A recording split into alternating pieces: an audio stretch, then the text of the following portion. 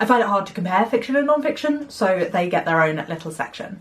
The first one, it does feel like I'm a little biased mentioning this. It is Rebel Bodies by Sarah Graham, who is a good friend of mine. However, it's still a really great book. I'm not just putting it on the list because she is my friend. It is a book about the gender bias in healthcare and is particularly UK based, which is something that I was really pleased to read because a lot of the books that come out focus on America and the American healthcare system, which of course is very different. So whilst a lot of the bias may be similar, the differences between the NHS and the American private healthcare system make them not always super applicable, whereas this book was very much based in research that Sarah had done regarding the UK-based healthcare system, although again I do still think it's applicable across the world. Each of the chapters cover a different aspect of healthcare, and that is another thing that I think was really strong about this book.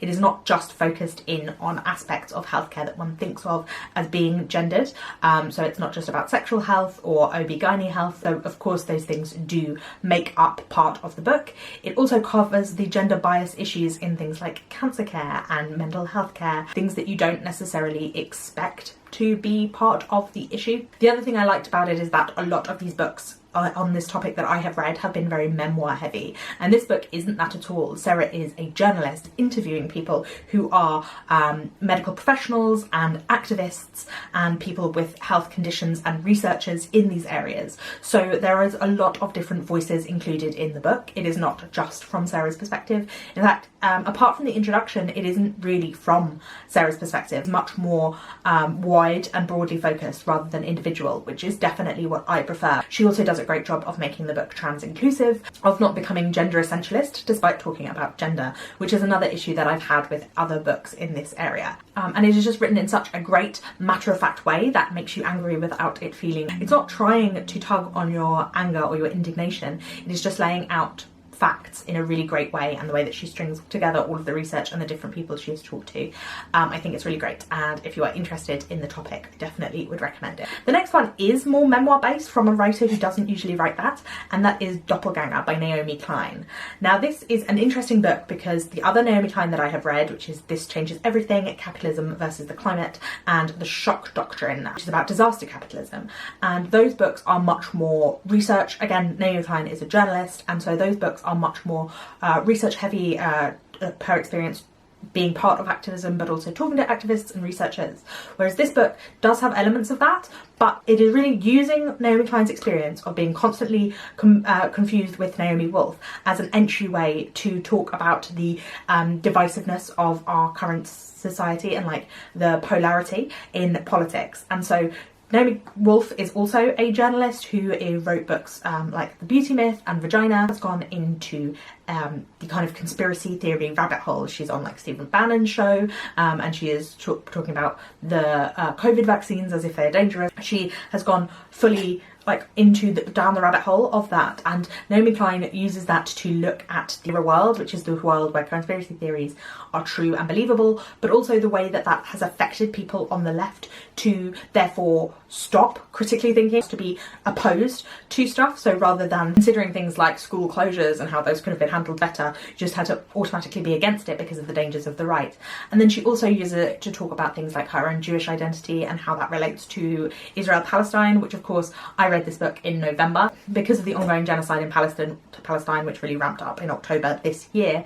That obviously felt a poignant thing to be reading at this time, but she was obviously writing it before the current escalation in aggression. She really looks at it as a way of going into herself and her own complacencies, her own assumptions and ideas, and the way that she has interacted with the world, and like the way the rhetoric of the left and the ways that the left leaves people feeling maligned and left out. And I think it's a really interesting book. It's a really interesting, like, introspective look, and very nuanced, and a really greatly written book. Naomi Klein always writes greatly written books. But in terms of fiction, I'm not putting this in any order, but one of the books that I really loved that I read the most recently was North Woods by Daniel Mason. This is kind of an interconnected short stories, kind of a novel kind of situation. It is set in Massachusetts, and it is based around a single house, a dwelling in Massachusetts. It begins with these two Puritan people running away from their town, and they come to live in this house in the woods, and it travels through time up to the modern period, seeing the history of America through this specific place in the woods. And I really enjoyed reading it. I really love Daniel Mason's writing. He does a great job of writing the setting, writing the nature, and also, as I spoke about in another video, he does a really great job of changing style. So as we travel through the time periods, he writes in different styles that are more appropriate to that time period.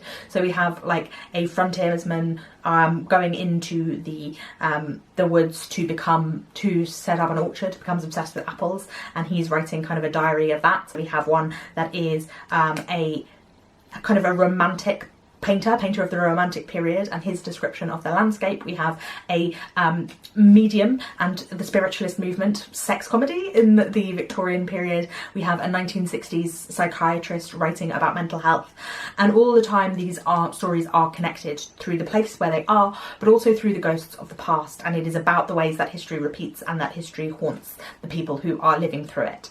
And I think it is really wonderful, really greatly written, really kind of enjoyable read, a really fun read to immerse yourself in, but not a shallow read at the same time. And he's really great at bringing something to life, bringing a setting and a place to life.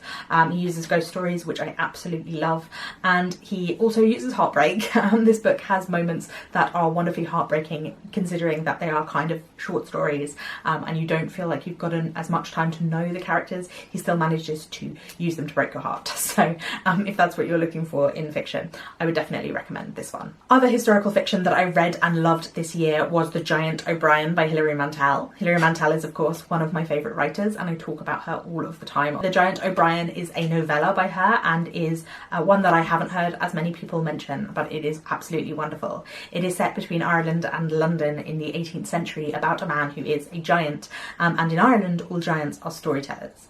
Now, we say he's a giant, I don't think it's like a mythical giant, he's just a very tall man, and it is in fact based on a true story. But he travels from Ireland to London with his band of friends who have never seen a second story in a house, and believe that the English are kind of almost mythical beings themselves, and it is kind of about the experience of the Irish under colonialism, both in Ireland and also once they had travelled to London. And it is also about a Scottish man who is a surgeon, and his obsession with bodies and with performing experiments on poor people and claiming ownership of bodies, and particularly people with disabilities and deformities. And so he becomes obsessed with the giant and wants to claim the giant's body.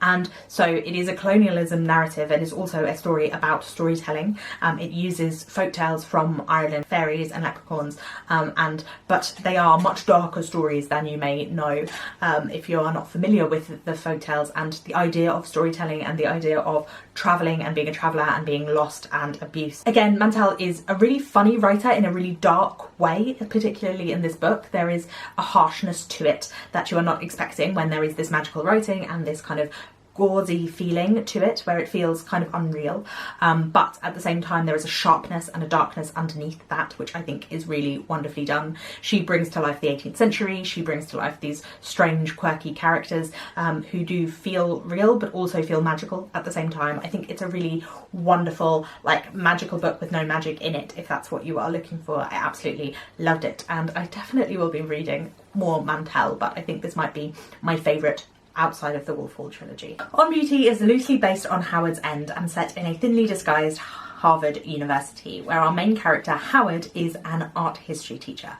He is a British academic and lives with his wife Kiki, who is American, and their 3 children, the eldest of whom has gone back to London to work with Howard's academic arch nemesis. And the novel opens with emails saying that he has got engaged to the arch nemesis daughter. Eventually the Kippses, the family in London, move to be at the same university as Howard, and the interactions between the families and within the families are what covers the plot of the book, although it's definitely not a book where the plot is integral. We follow the 3 children, the sincere and God fearing Jerome, the people-pleasing and very online daughter, whose name I cannot remember, and the youngest son, Levi, who is completely different from the rest of his family, uninterested in academics and wanting to have an authentic Black American experience, feeling that he cannot get it in the ivory towers in which he lives. It is a novel that covers a lot of the same things that Zadie Smith always covers about class, race and gender, particularly in this time in the academic setting, and the idea of being an upper middle class Black family,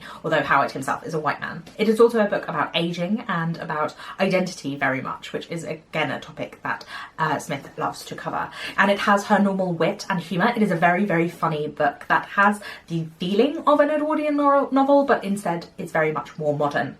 It also has the most awkward sex scene I have ever read in a book, and that is intentional. Smith is very good at making you feel uncomfortable, and she does not shy away from discomfort in this book, with none of our characters being good people or particularly likeable characters, but being very interesting and even their flaws being dealt with in a kind of slightly affectionate way, which I really enjoyed. It's a really fun book to read, and it's a really sumptuous one to get sucked into, so I would definitely recommend it. I think it might be my favourite Zadie Smith.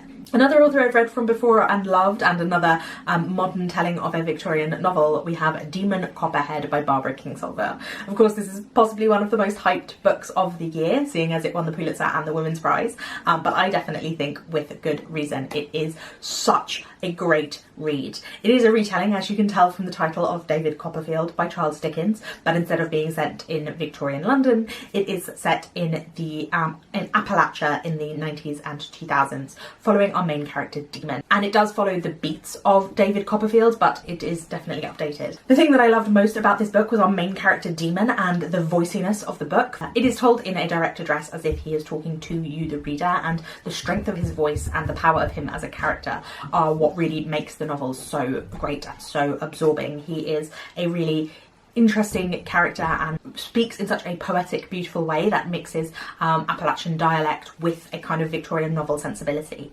It does cover a lot of difficult topics, including things like the opioid crisis and the foster care system in the United States, the tobacco farming system as well, and the abuse of children within both of those systems, the way Appalachia is viewed and the lack of investment in that place, and the kind of ideas of being a redneck, and the history of that society and culture. And it is just really brilliant. Another big chunky read, and one that will really stick with you. I listened to the audiobook, which if you are not American, I would definitely recommend, because as I said, it is so voicey and it has such a strong sense of tone and accent, and if I tried to read it in my internal voice, I don't think it would have worked in the same way that it did on audiobook. Speaking of prizes, I also read the Booker Prize shortlist this year, and while I didn't love the eventual winner, there were 2 books on that shortlist that have made it into my favourite books of the year. The first one is This Other Eden by Paul Harding, which was set in an island off the coast of the United States of America in the early 20th century, and a group of people who live there who have been ostracised from society, and is often how they end up there. They are very poor and uneducated and often mixed race, whether that is from Black people who were fleeing slavery, or from the Indigenous people who had lived there before, or Irish people who left the famine. There is a mixture of different peoples there, and they are under the threat of having to leave the island because of a mixture of land development and ideas about eugenics that is sending people like them to various institutions. It is a very slow, small novel that is exploring these ideas, but in a kind of abstract way. They are kind of at the edge of the story, and the centre of the story is on the people who live on this island. It is very beautifully told and really wonderfully evoking a scene. It is kind of a painterly novel, which makes sense considering that one of our main characters is a painter. Harding does a great job of making you feel like you are present in the scene and really lingering in on a moment. There are particularly people like lying in a field drinking lemonade and seeing ice for the first time whilst they watch people harvest, or watching over his sisters in the river. It is also one of the few books that made me cry this year, where there are the emotions of this are wonderful. It is so moving and gorgeous to read, and very, very sad without being, I think, over the top. It also has an element of almost magic, again, similarly to The Giant O'Brien, with this feeling of slight reality and a lot of references and focus on mythology from the Old Testament. There is a man, for example, who goes inside a tree and carves biblical stories to the inside trunk of the tree. Adds a touch of unreality to this historical fiction. I also loved the bee sting from that shortlist, which I think was most people's favourite, and it was definitely mine as well. It is a big chunky family saga epic, but it is not intergenerational. It just focuses on a family of 4 in Ireland in the 2010s and flits around through each of their different perspectives, from the father, who is kind of avoiding the fact that there are money troubles in the business that he runs and is setting off into the woods to build a doomsday bunker. The mother, who is very much aware of the financial issues and very much aware of the people in the town judging and looking at her, and we see her experience her childhood growing up very, very poor. The daughter, who is doing her leaving cert in a strange obsessive relationship with her best friend and also is drinking more. The son, who is 12 years old and is speaking to people on the internet while he plays war-based video games, who may be more unsavoury characters than one thinks and who has been left out of all the information. And the writing of this is absolutely wonderful. It has dark humour, it has really brilliant character studies, particularly the perspective told from the mother, which is kind of the stream of consciousness. It is really, she's such a strong, interesting, complicated character with such an interesting backstory, and I really enjoyed reading about her. It is so interesting to see the same time periods told from different perspectives, to slowly piece together the mystery of what is currently going on and what has happened in the past. The tension of this book is also wonderful. It really ramps up to the moments there are like your heart is in your mouth. It is so tense and thrilling, whilst at the same time being brilliant character studies and like really immersive and slow moving. It has, the ending is probably wouldn't be everyone's cup of tea, but I absolutely loved it, and I love the way that it circled back around. The threats of what might happen and what might come up are littered from the very first sentence of the book, and it is just really absorbing and a really fun read, really funny, and I think is one that I could really recommend widely, because if you are a thriller reader you might enjoy this. If you enjoy like dark humour and difficult topics, you might enjoy this. It has so much for so many people. I also read the Women's Prize for Fiction shortlist this year, and alongside Demon Copperhead, another one from that shortlist has made this list as well, and that is Trespasses by Louise Kennedy. This is also an Irish book, this time set in the north of Ireland in the 1970s, about a teacher, Cushla, who is living just outside of Belfast in a supposedly integrated community during the Troubles. She works as a teacher at a Catholic school, but also works in the evenings sometimes in her brother's pub. And they are Catholic, but the majority of the clientele of the pub are Protestant. And because of this, she meets an older Protestant barrister and ends up in a relationship with him. He is also married. Another very close character study. She has a difficult relationship with her family, and also a difficult relationship with the time period. There is a lot about the Troubles involved, but it is not a issue book in that way. It is much more about the experience of individuals who are not involved in either side and the way that they are brought up in it, including this family of this young boy in Cushla's class and their relationships with the Troubles, how it took young boys and involved them in it without much of their say-so. Cushla is a really wonderful character. I absolutely loved her and loved reading about her. She's not necessarily doing moral things, but she is a really interesting character and felt really very whole and human. The relationship is not one that you root for, but it is one that you can understand and you can believe. And it has this kind of quiet, beautiful writing as well. It's not over the top or overly lyrical, but there is something about the melancholy of it that is a really beautiful read. It is also another one of the only books this year that made me cry.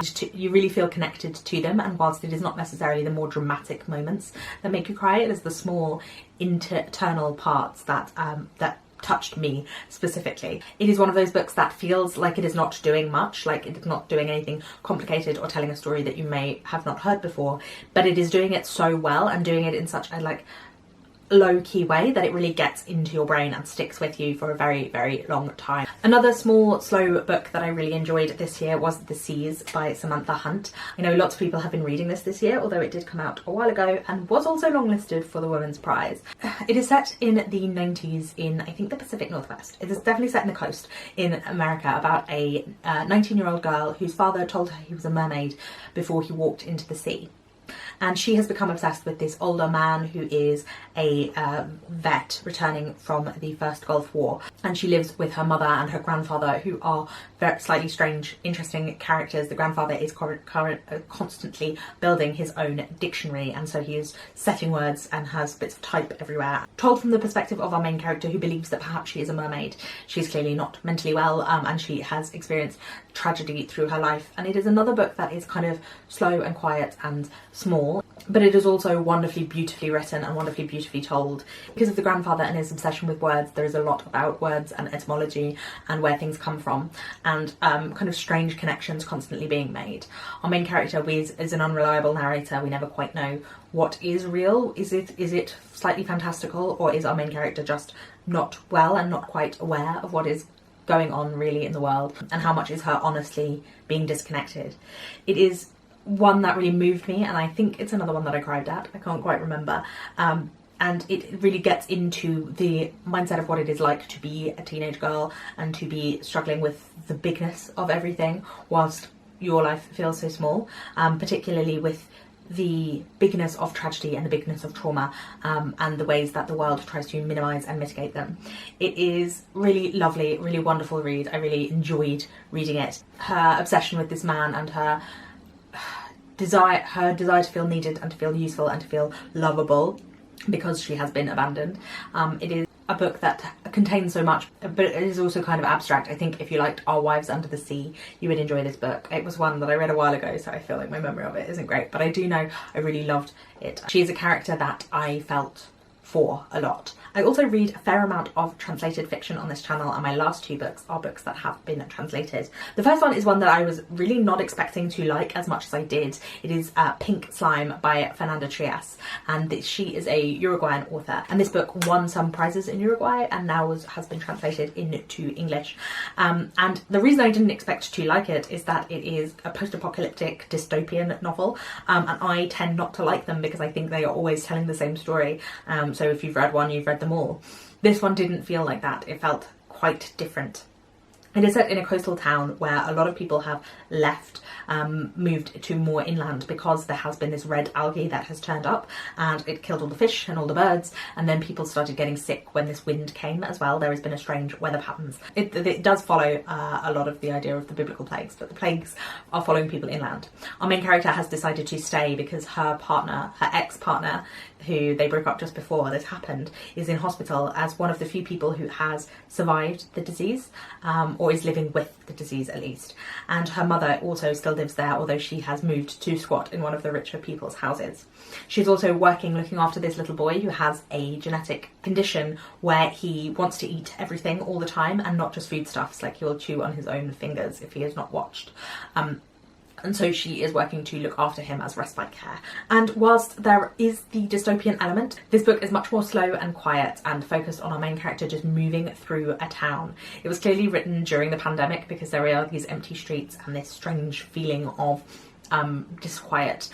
Our main character too is a very passive character who doesn't seem to have much about her, not much go. She is just passively accepting what has happened and is repeating the days. But I found her really interesting to read from, and I found the way that it was meditating on ideas of society and closeness, and of the ways people might help or hinder one another, ideas of voraciousness and of love in various different forms. I think it was doing so in this very interesting detached way. The way that it was written was very closed and difficult and detached, but I really enjoyed reading it. I found it so compelling and so interesting and really beautiful as well. And then the final book on my list that is also translated is Lost on Me by Veronica Ramo.